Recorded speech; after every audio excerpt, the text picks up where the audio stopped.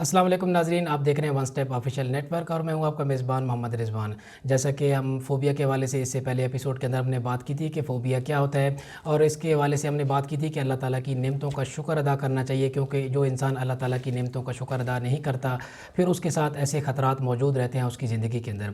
और हमने बात की थी कि फ़ोबिया के हमारे जहन के ऊपर ऐसे कौन से असरात होते हैं और हमारे जिस्मानी सूरत हाल के ऊपर इसके कौन से असरात होते हैं, और उन असरात के साथ हम अपनी ज़िंदगी गुजार रहे होते हैं। तो अगर आप या आपके किसी जानने वाले के साथ ऐसा कोई मसला है तो आप ज़रूर इसका ट्रीटमेंट करवाएं। फ़तहुल मुस्तफ़ा, अगर देखा जाए तो जो मुख्तलिफ़ हमारी ज़िंदगी के अंदर ऐसे फ़ोबिया मौजूद होते हैं। कोई इंसान होता है किसी को ऊंचाई का खौफ है, कोई इंसान है जिसको पानी का खौफ है। हर इंसान के साथ किसी इंसान के साथ किसी जानवर का खौफ होता है कि अगर वो किसी मखसूस जानवर के साथ अगर उसके जहन के अंदर ऐसा खौफ पैदा हो गया है तो, क्योंकि फ़ोबिया बेसिकली होता है कि ऐसा इरेशनल फ़ियर जिसके पीछे कोई ऐसी हकीकत नहीं होती लेकिन हमारे जहन के अंदर डेवलप हो चुका होता है। इससे पहले प्रोग्राम के अंदर हमने बात की थी कि कुछ ऐसी रीज़न्स होती हैं जो कि वाकई वकूअ पज़ीर होती हैं और उसकी वजह से भी हम बाज़ औक़ात खौफ के अंदर शिकार हो जाते हैं, और वो जो खौफ होता है फिर वो मुतवातर हमारी ज़िंदगी के अंदर जारी होता है। और वो जो खौफ होता है वो उस वक्त ट्रिगर करता है जब हम किसी मखसूस सिचुएशन के अंदर जाते हैं। अगर किसी शख्स का अगर कोई एक्सीडेंट होता है या किसी को एक्सीडेंट होते हुए वो देखता है, तो जब वो उस सिचुएशन के अंदर जा रहा होता है या वो रोड के ऊपर ट्रैवल कर रहा होता है तो उसके अंदर वो ऐसे ख़तरात उसके अंदर वो चल रहे होते हैं। हमने प्रोग्राम के अंदर बात करनी है इसके इलाज के हवाले से। हम ये भी अपने आज नाज़रीन को बताएंगे कि जो फ़ोबिया का इलाज है वो बेसिकली जो साइकोलॉजिस्ट करते हैं कि आप उसको पुरसुकून किस तरीके से अपने आप को रखना है। आपने अपने आप को इंडिविजुअल उसकी जो थेरेपी होती है ग्रुप के हवाले से हम उसको अपने नाज़रीन को आज हम बताएंगे कि किस तरीके से उसको आप बेहतर तरीके से आप इसको ओवरकम कर सकते हैं ऐसे खौफ को। इसका इस्लाम के हवाले से इसका कौन सा इलाज है? बिस्मिल्लाहिर्रहमानिर्रहीम। साबका दो नशिस्तों में हम नाज़रीन से ये बात ज़िक्र कर चुके हैं कि बसा औक़ात वसाविस की वजह से, हवाजिस की वजह से, ख़वातिर की वजह से जो मुख्तलिफ़ तरह के हज़ार किस्म के ख़यालात, जिनके मुतल्लिक़ हमने कहा कि अहले मार्फत कहते हैं कि एक एक दिन में इंसान पर 70 हज़ार ख़यालात उसके कल्ब पर वारिद होते हैं। वो ख़यालात बस बहुत सी कैफ़ियत का सबब बन जाते हैं। यानी आपकी कैफ़ियत खुशी की भी हो सकती हैं, आपकी गम की भी हो सकती हैं, आपकी खौफ की भी हो सकती हैं। बुनियादी तौर पर ये ख़यालात उसकी वजह होते हैं। वो नूरानी भी हो सकते हैं ख़यालात, वो ज़ुल्मानी भी हो सकते हैं, शैतानी भी हो सकते हैं। तो इन ख़यालात को कंट्रोल करना एक शख्स पर लाजिम है। फिर उसके बाद हमने ये बात सुनी कि वहमी ख़यालात की वजह से खौफ आए तो आप इल्म नफ्सियात के माहिरीन के पास जाएँ, और अगर हकीकी हालात की वजह से खौफ आए तो आप ये देखेंगे कि वो खौफ महमूद है या मज़मूम है। आप उस एतबार से उसका इलाज तलाश करेंगे। हम चाहते हैं कि तरबियती पहलू के एतबार से लोगों तक ये पैगाम ज़रूर पहुँचाएँ कि हम पर बहसीयत इंसान और बहसीयत मुसलमान ये लाजिम है कि नबी करीम अलैहि सल्लम ने जो हमें पैगाम दिया उसको हम इख्तियार करें। नबी करीम अलैहि सल्लम ने फरमाया अहब्बल अमाल इलल्लाहि इदखाल सुरूर फ़ी क़ल्बिल मुस्लिम। सैयद आलम ने फरमाया कि रब्बे कायनात के नज़दीक जो पसंदीदा अमाल हैं उनमें सबसे बढ़कर महबूब अमल ये है इदखाल सुरूर फ़ी क़ल्बिल मुस्लिम, कि किसी बंदे मुसलमान के दिल में खुशी दाखिल करना। ये तरबियत है। हुज़ूर ने फरमाया इदखाल खुज़नी फ़ी क़ल्बिल मुस्लिम, नहीं, आपने ये नहीं फरमाया कि किसी बंदे मुसलमान के दिल में गम दाखिल करना। इदखाल खौफ़ी फ़ी क़ल्बिल मुस्लिम, किसी बंदे मुसलमान के दिल में खौफ दाखिल करना नहीं। हुज़ूर ने फरमाया इदखाल सुरूर फ़ी क़ल्बिल मुस्लिम, मुसलमान के दिल में खुशी दाखिल करना, ये रब्बे कायनात के नज़दीक सबसे महबूब अमल है। हमें ये इख्तियार करना चाहिए। बच्चों की तरबियत करें तो मोहब्बत के एतबार से करें। अगर बहसीयत मुबल्लिग़ हम दीनी शोबे से ताल्लुक़ रखते हैं तो लोगों को रब्बे कायनात से वहशत, दहशत और खौफ दिलाकर उसके करीब न लाएं, बल्कि उसके मोहब्बत से के पहलू से आप उसके करीब लाएं। आप ये ना बताएं कि कब्र का अज़ाब है, जहन्नम का अज़ाब है, वो बरहक है, लेकिन आप बताएं कि रब आपसे मोहब्बत करता है, आप रब से मोहब्बत करते हैं। मुहिब को महबूब से और महबूब को मुहिब से नाराज़ होने का जो डर होता है वो डर आप याद दिलाकर रब कायनात के करीब लाएं। यानी वालिदैन को, असातिज़ा को, उलमाए दीन को, मुबल्लिगीन को मोहब्बत के पहलू को पेश नज़र रखकर, खुशी के पहलू को पेश नज़र रखकर लोगों की तरबियत करनी चाहिए। अगर हम इस एतबार से तरबियत करेंगे तो फिर हम ये यकीन के साथ कह सकते हैं कि न कोई शख्स फ़ोबिया का शिकार होगा और न ही कोई शख्स फ़ियर का शिकार होगा। इससे हमने पहले एपिसोड के अंदर भी बात की थी कि बच्चों की तरबियत के हवाले से, कि बच्चों की जब तरबियत कर रहे होते हैं तो उनको एक पॉजिटिव अप्रोच दी जाए। अगर देखा जाए तो ऐसे वालिदैन हमारे माशरे के अंदर होते हैं कि बच्चों को वो डराते हैं, ताकि वो, अगर कोई ऐसे वालिदैन होते हैं जो बच्चों को अंधेरे की خوف اندھیرے کی طرف جانے سے ڈراتے ہیں، کوئی ایسے والدین ہوتے ہیں جو بچوں کو اکیلا گھر سے باہر جانے کی وجہ سے ڈرا ہوتے ہیں. اس کے پیچھے نو ڈاؤٹ اگر ہم اب جس سوسائٹی کے اندر ہم رہ رہے ہوتے ہیں کوئی نہ کوئی ریزن ہوتی ہے والدین کی، لیکن ایسے خوف کے ساتھ بچوں کو ڈرانا نہیں چاہیے بلکہ ان کی ایک تربیت کرنی چاہیے پازیٹیو حوالے سے، نہ کہ ان کو روکنا چاہیے ایک نیگیٹو ان کا ایک تھاٹ بنا کر، ان کے ذہن کے اندر ایک ایسے نیگیٹو امیج بنا کر ان کو ڈرانا چاہیے. رب کائنات نے یہی بات بتائی، الا ان اولیاء اللہ لا خوف علیہم ولا هم یحزنون. اللہ کے دوست وہ ہیں، یعنی آپ انسان کو بتائیں کہ رب آپ کا دوست ہے.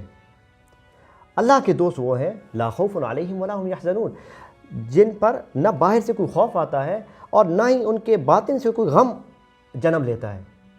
یعنی غم بنیادی طور پر باطن سے پھوٹتا ہے، اندر سے اس کی ابتدا ہوتی ہے، اور خوف بنیادی طور پر باہر سے آتا ہے. رب کائنات نے فرمایا رب کا دوست وہ ہے، یعنی آپ نے یہ بتانا ہے کہ رب آپ سے دوست، آپ کا دوست ہے، آپ کا وہ حبیب ہے، آپ کا وہ طبیب ہے.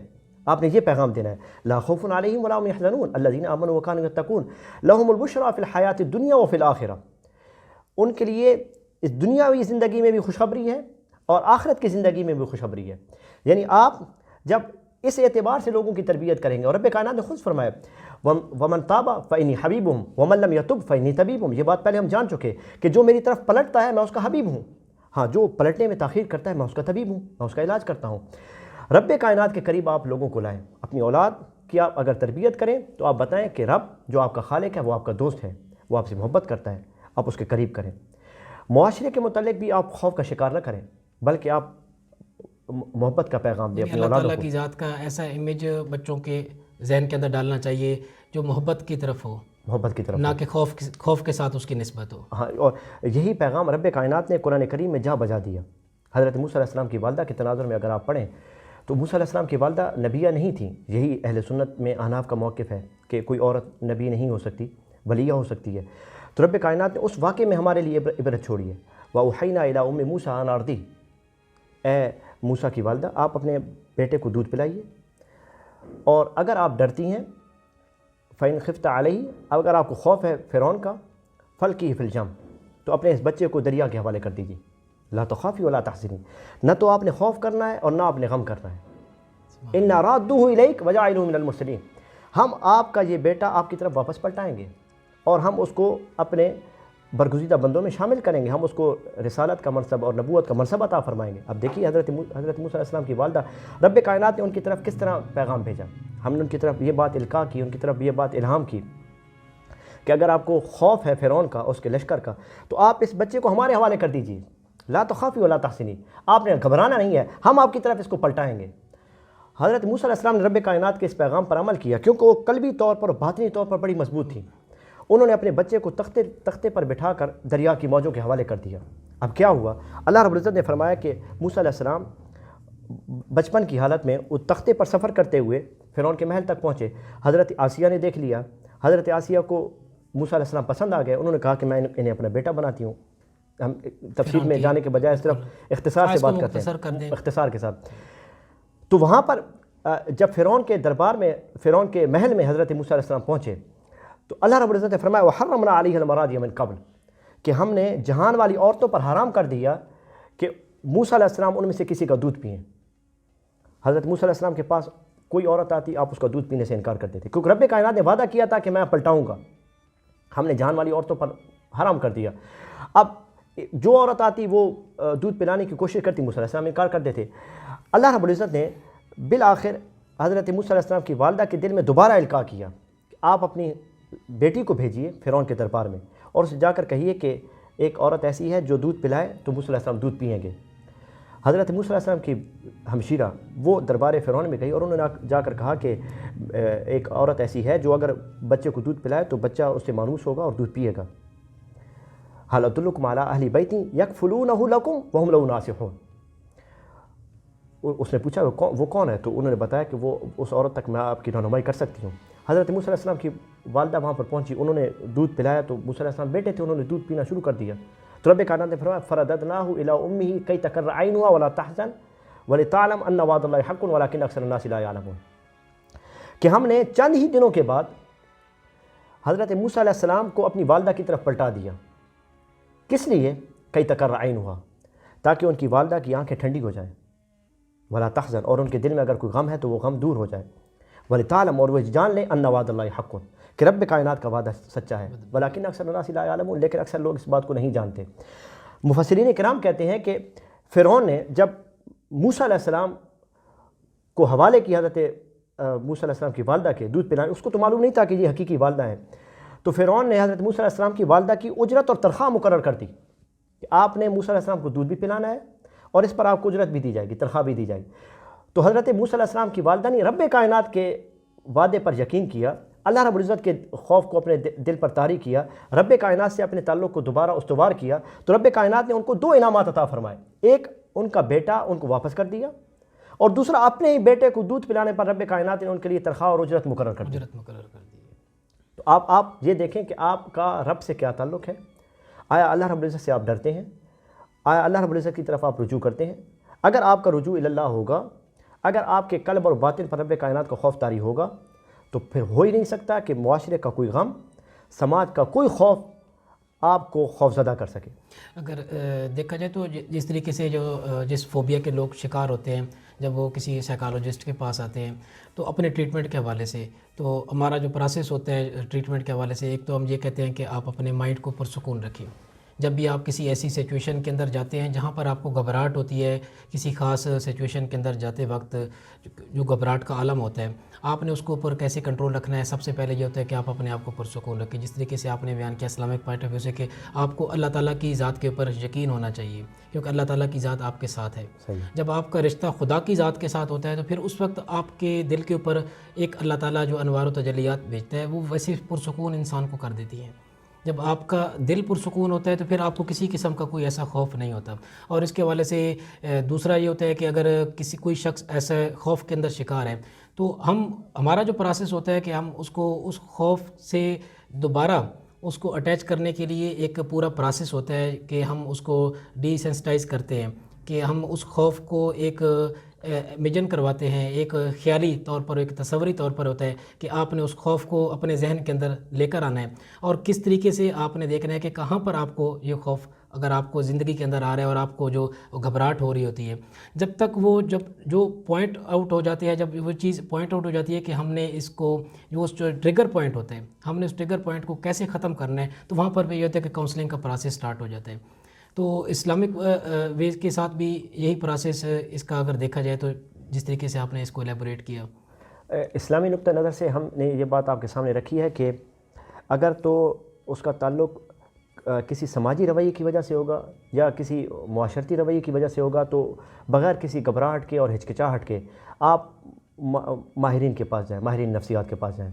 ہاں، اگر اس کا تعلق اعمال سے ہے اور دینی پہلو سے ہے تو آپ علماء کے پاس جائیں۔ ہاں، اگر سماجی رویے کے حوالے سے ہے تو پھر آپ کو ادویات کی بھی ضرورت ہوتی ہے۔ اگر آپ کا پرابلم اس لیول تک پہنچ گیا ہے کہ وہاں پر آپ کو ادویات کی ضرورت ہے تو پھر آپ ضرور کسی ماہر نفسیات سے یا کسی سائیکیٹرسٹ سے آپ نے ضرور رابطہ کرنا ہے۔ عطا المصطفیٰ، اگر آپ اس کا کوئی وظیفہ، ایسی کوئی قرآن پاک کی اگر کوئی آپ آیت ورد کے طور پر بتا دیں اپنے دیکھنے اور سننے والوں کو، اگر جس سے پڑھنے سے انسان کو سکون ملے۔ ویسے تو پورا قرآن پاک اگر آپ تلاوت کرتے ہیں تو آپ کو سکون ملتا ہے، قلبی طور پر آپ کو اطمینان ملتا ہے، لیکن کوئی مخصوص اگر آپ کو اپنے دیکھنے اور سننے والوں کے لیے اگر کچھ بتا دیں۔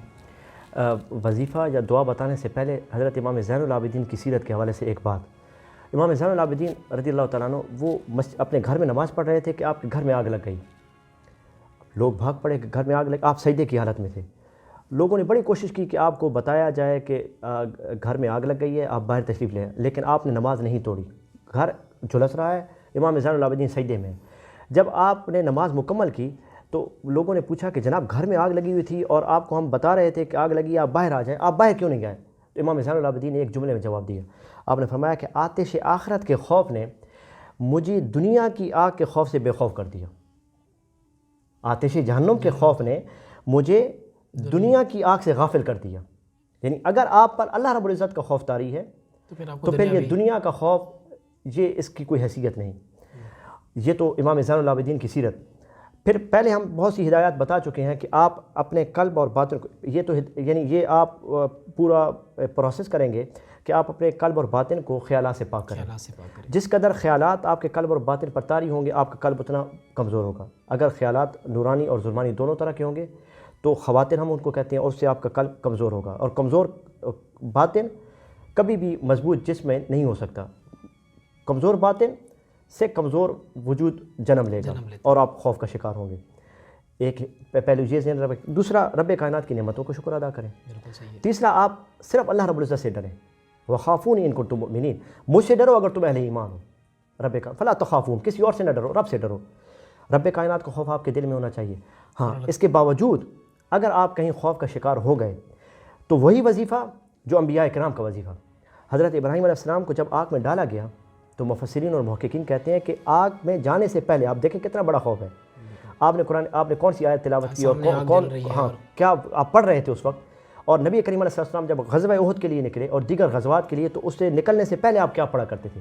یعنی خوف تھا نا، جنگ میں جانا، آگ میں جانا. آگ گلزار کیوں ہو گئی؟ تو محققین کہتے ہیں کہ حضرت ابراہیم علیہ السلام نے جو کچھ پڑھا اور نبی کریم علیہ السلام نے جنگ سے پہلے جو کچھ پڑھا وہ کیا تھا؟ حسبنا اللہ ونعم الوکیل. حسبنا اللہ ونعم الوکیل. بس آپ یہ پڑھیں، رب کائنات آپ کی زندگی سے وہ حقیقی خوف بھی ختم فرما دے گا جو حالات کی وجہ سے آپ پر طاری ہوا. تو یہ وہمی خوف کہاں پر وہمی خوف تو پھر ان کا وجود ہی ختم ہو جاتا ہے. جی ناظرین، ابھی آپ نے وظیفہ بھی سنا عطاء المصطفیٰ سے، اور اگر آپ کی زندگی کے اندر ایسے کوئی حقیقی خوف ہیں یا ایسے خوف ہیں جن کا ان کا ریئلٹی کے اندر کوئی وجود نہیں ہے لیکن ہمارے ذہن کے اوپر طاری ہیں، اگر آپ چاہتے ہیں کہ ان کا ٹریٹمنٹ کروانا چاہتے ہیں تو آپ کسی قریبی سائیکالوجسٹ سے ضرور رابطہ کریں. اگر آپ کے پاس ایسا کوئی فورم موجود نہیں ہے تو آپ ون سٹیپ کے فورم کو بھی یوز کر سکتے ہیں. آپ ہم سے بھی رابطہ کر سکتے ہیں اور اس ویڈیو کے نیچے بھی آپ کمنٹ کر سکتے ہیں. اگر آپ چاہتے ہیں کہ کسی ایسے ٹاپک کے اوپر بات کی جائے اس کو ہم بہتر طریقے سے ایلیبوریٹ کریں تو آپ نے اس ویڈیو کے نیچے ضرور کمنٹ کرنا ہے. اگر آپ ہمارے چینل پر نئے ہیں تو اس کو ضرور سبسکرائب کریں اور ہماری ویڈیو کو ضرور اپنے دوستوں کے ساتھ شیئر کریں. اس کے ساتھ ہی آج کے پروگرام کا وقت ختم ہوا چاہتا ہے. اپنے میزبان محمد رضوان اور one step official network کی پوری ٹیم کو دیجیے اجازت. اللہ نگہبان.